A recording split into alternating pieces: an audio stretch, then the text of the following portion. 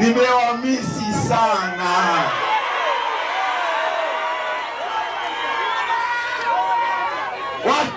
Watu bora, watu halisi wa Kiwira, watu wakuu wa Kiwira, nimewamisi sana. Makamanda boss. Ninajua nina muda mchache, safu kubwa sana iko pale, kwa hivyo najua nitaenda haraka sana, japo nilikuwa na vitu vingi vya maana vya kuongea na nyie, kwa sababu miaka yetu mitano ambayo mlitutuma tukafanye kazi, tunaweza tukaorozesha kitabu kikajaa vitu tulivyovifanya. Watu wa Kiwira, kabla ya yote, cha kwanza niwashukuruni sana. Ninawashukuru sana, ninawashukuru kutoka katikati ya moyo wangu kwa upendo mkubwa ambao mmeonyesha juu yangu, juu ya maisha yangu yote. Cha kwanza, mliniamini kuwatumikia, ni heshima kubwa sana na Mungu awabariki. Lakini cha pili, hamkuniacha kwenye mambo yangu yote. Nimepitia misukosuko mingi, wakati tofauti, lakini ninyi mlikuwa nguzo yangu na faraja yangu. Mungu awabariki sana. Mara ya mwisho mimi sikuwepo, nasimuliwa.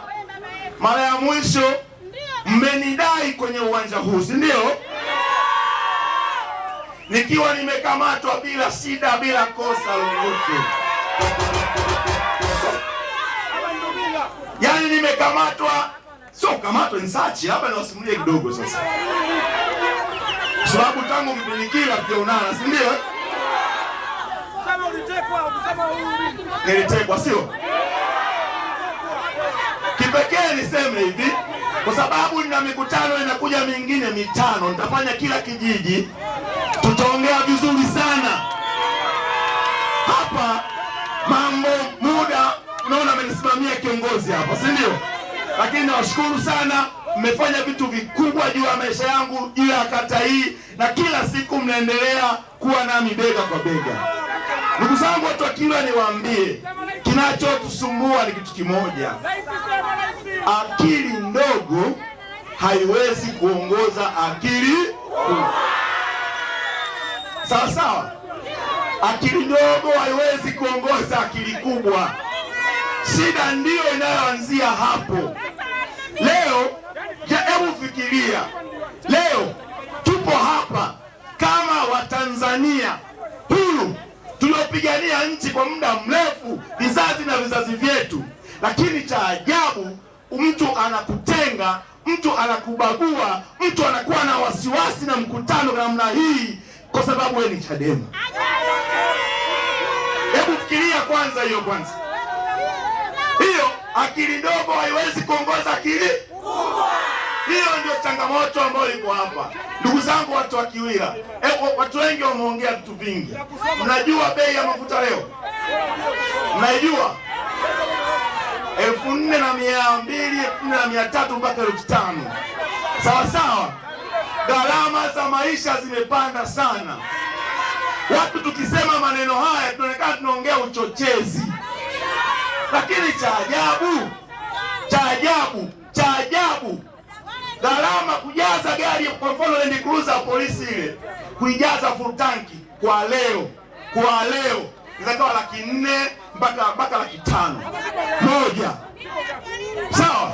Leo gari za polisi zimekuja zaidi ya 6-8 katikati ya sehemu yenye amani na upendo. Polisi wanakuja kufanya nini na magari haya? Wanatutisha.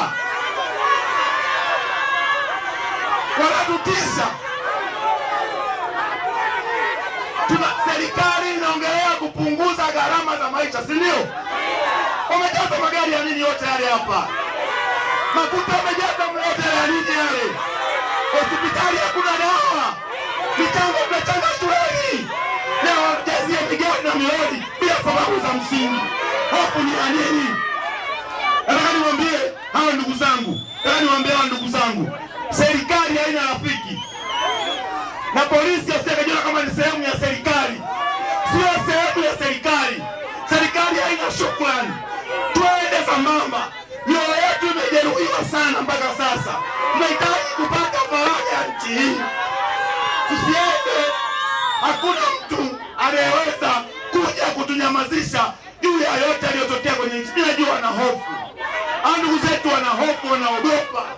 Lakini sisi ni watu wa amani. Sisi tunadai haki yetu. Tunahitaji uwajibikaji kwenye nchi hii katika yote yaliyotokea.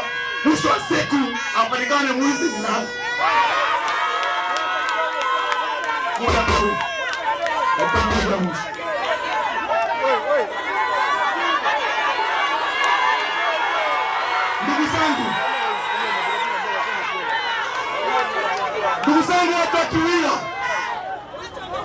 Ndugu zangu watu wa Kiwira, Biblia inasema hivi: heri kijana mwenye hekima kuliko mzee mjinga mpumbavu.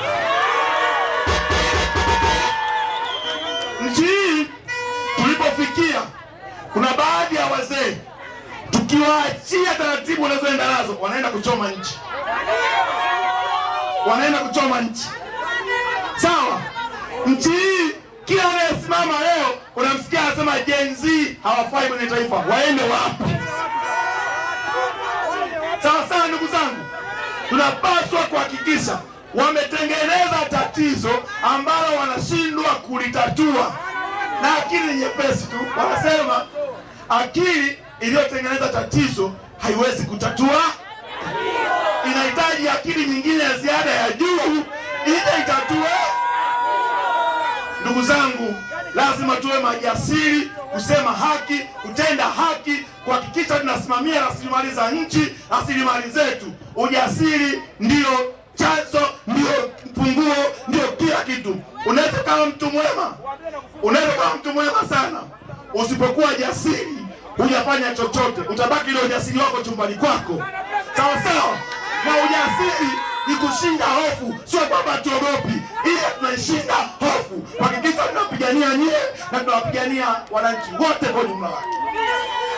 Sasa ndugu zangu, mwisho niseme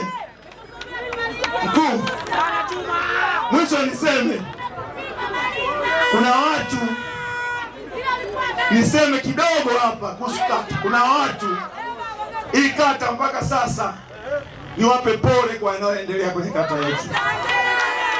Kata haina barabara, kata haina miundombinu, kata haina chochote kile.